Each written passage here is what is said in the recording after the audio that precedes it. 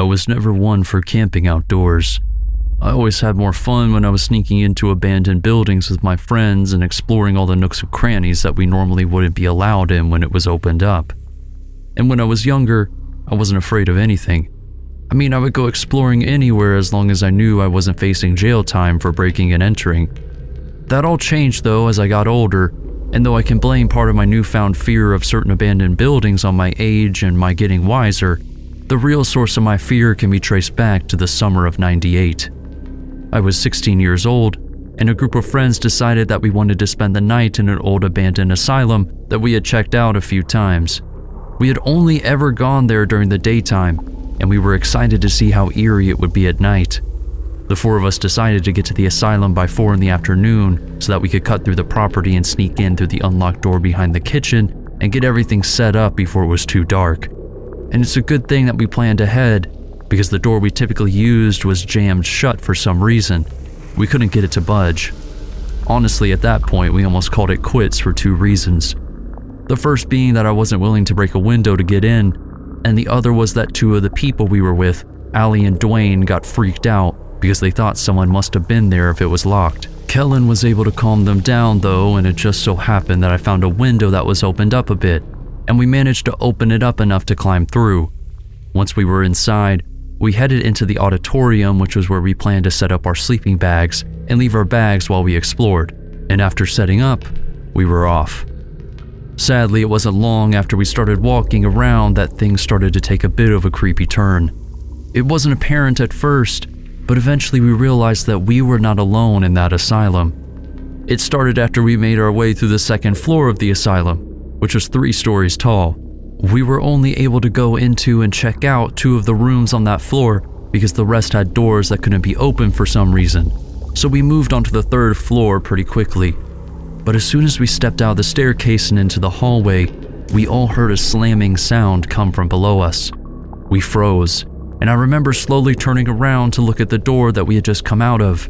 My heart was pounding as I listened closely to see if there was another sound similar to the one that we just heard. There wasn't anything though, but the single slam was enough to shake Kellen up, who was now practically begging to go back to the auditorium. We all agreed without any argument, but in order to make it to the auditorium, we had to cross the 2nd floor again, since the staircase that we were in had a door that was jammed closed on the 1st floor. The plan was originally to sprint through the hall and down the stairs, but that all changed when we stepped into the 2nd floor hallway and saw that all of the doors had now been opened.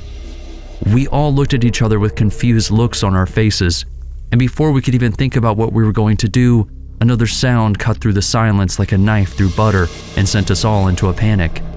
Coming out of one of the rooms farther down from us on the right of the hall, we heard something that sounded like feet shuffling across the floor.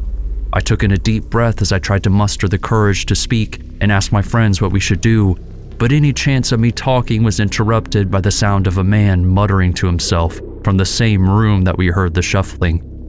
In unison, without saying a word, the 4 of us sprinted back into the staircase we had just emerged from and began running downstairs toward the door that was jammed shut. Now, I'm not sure if whoever was in that room knew we were in the asylum with them or not before we ran, but there was no doubt that he did afterward. As we made it to the bottom of the stairs, we were all terrified by the sound of a deep, incoherent scream that came from the same floor we had just run from. Dwayne and I both began to throw ourselves at the door that would lead us to the 1st floor of the asylum, but at first it wouldn't budge. It was like it had been rusted or corroded shut. That was when we heard it, the sound of whoever was screaming making their way into the staircase. We could hear the sound of footsteps coming from right above us. We all screamed and panicked, but thankfully at that moment, the door finally budged. Once it was opened enough for us to squeeze through, we all made it out of the staircase as fast as we could. There wasn't even a discussion about it. We all decided to just leave our sleeping bags and the few snacks that we had brought and just decided to run out of there as fast as we could. None of us bothered to look back to see if we were being followed, but after that day, I don't think any of the 4 of us have even considered going back into an asylum ever again. As a property manager and real estate agent, I'm always on the lookout for abandoned properties that can either be fixed up or rented out, or if I'm lucky, I'll find one that doesn't need much work and I can practically just resell it. And for a while, when I first started out in the business, I took a lot of information that wasn't actually substantiated by proof, which resulted in me buying some properties that proved to be pretty costly. So what I started doing before purchasing a property, instead of going and inspecting it by myself, I would always hire a professional building inspector to come with me so that I can learn all that I needed to know about the place. That being said, before I learned that lesson, I used to go in on my own to check out the potential properties, and one that I will never forget was an old abandoned asylum. I had originally planned to purchase it for the land and demo the entire structure before building off of it, but beforehand I wanted to get a better look at the property in person. So I showed up to this run-down brick building that was covered practically from top to bottom with graffiti. Even the parking lot was all tagged up. Surprisingly enough though, the front door had a security keypad on it that was still active, and because the current owner wasn't in town, they gave me the code and permission to walk around the property. I let myself inside, and as soon as I opened the door, I could smell a strong, rotting stench, and right away I knew that a sewage pipe must have burst or something. But that's nothing compared to what I was actually smelling. I slowly made my way into the abandoned asylum, breathing as little as I possibly could as to not take in that horrendous smell. And as I walked, right away I realized that the keypad I used to get inside must have either been new or just didn't work too well, because much like the outer walls of the building, the halls were covered in graffiti. As I made my way further into the asylum, I decided to pull out my phone and use the flashlight because of the lack of sunlight that was able to reach into the halls from the few rooms that had their doors open. I continued to try to ignore the smell, but as I made my way further into the building, it only got stronger. I figured that in no time I was going to be coming up on something really disgusting, but I never would have guessed that I would end up running out of there as if my life depended on it. I walked around the corner of one of the hallways and stopped dead in my tracks as I saw in big, dark, reddish-brown letters on the side of the wall in front of me that there was one word written: run. I got closer to the painting and noticed that it seemed to have a bit of a different texture or drying pattern than a lot of the other paint that was used on the other graffiti. But I just shrugged to myself and wrote it off as some kids being little anarchists. Little did I know that I might have been in imminent danger the longer that I stayed in that asylum. Continuing down the hall, I kept looking at all of the art, and before long I came across another message written in that same reddish-brown substance. Only this time it said, "He's close." I'll admit by that point I was feeling pretty nervous, but I still decided to continue on. Boy, do I wish I hadn't. You see, as I continued to walk around the asylum and check out the rooms, I could tell that I was getting close to that rancid smell, and to my surprise, it seemed like it was coming from an old patient's room that had its door wide open. I couldn't help myself. I had to see what was making that stench. I peeked my head into the room, and what I saw almost made me vomit on the spot. Laying in the corner of the room was a partially decomposed body that had been left to rot. I stepped away from the room and tried to gather my thoughts before I had a full-blown panic attack, and that was when I heard it. To this day, I don't know exactly what the noise was, but to me, it sounded like a door opening and closing from down the hallways in the direction that I'd been heading toward when I found the body. As fast as I could, I turned around and began running full speed down the hallway that I came from and toward the exit. As I made my way out of the front door, I immediately called the police. They told me to wait in my car until they arrived, and I told them that I would wait for them outside the gate to the parking lot. After they arrived, the police went in and confirmed that there was a body in the room, and after they recovered it, they told me that they would reach out with any information. According to their reports, the body belonged to a patient that must have hid there when it was abandoned over 7 years before. To this day, though, I still don't know what that opening door sound was, but something tells me that there was more to that story than what I was told by the officers. Staying in an abandoned asylum overnight might seem like a weird thing to do in your pastime, but the mixture of fear, adrenaline, and the memories that you will make is what makes it all worth it. Well, for the most part. Sometimes the memories that you end up making are ones that you wish would just leave your mind altogether. For instance, I'll never be able to actually sleep during my overnight urban outings ever again because of something that happened back when my brother and I were only 14 years old. The two of us and one of our friends wanted to have a sleepover, but none of our parents wanted to have any company over that weekend, So we decided to spend the night at the asylum that had been abandoned more than 20 years ago.